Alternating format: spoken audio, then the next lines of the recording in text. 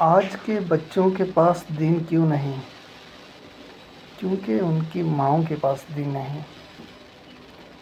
اور ان کی ماؤں کے پاس دین کیوں نہیں؟ کیونکہ گھر کے مردوں نے دین سے دوری اختیار کر لی۔ ہمیں یہ نہیں پتہ اور ہمیں اس چیز کا کوئی احساس نہیں، ہمیں اس چیز سے کوئی فرق بھی نہیں پڑتا کہ ہمارے گھر کی عورت دیندار ہے یا کہ نہیں، ہمارے بچے کی تربیت کیسی ہو رہی ہے۔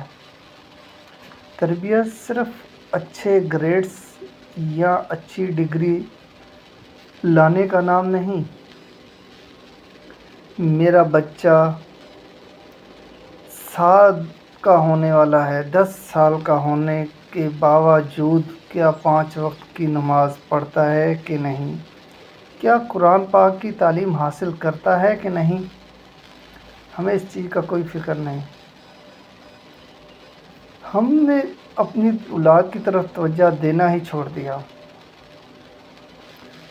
ہمیں یہ نہیں پتہ کہ ہمارے بچے کا اٹھنا بیٹھنا کن بچوں کے ساتھ ہے اور کیسے بچوں کے ساتھ ہے۔ اور آج کے دور کا سب سے بڑا المیہ ہی یہی ہے کہ اکثر والدین ہی دین سیکھنے میں رکاوٹ کا سبب بنتے ہیں۔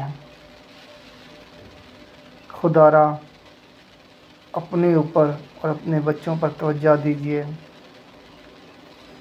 شکریہ۔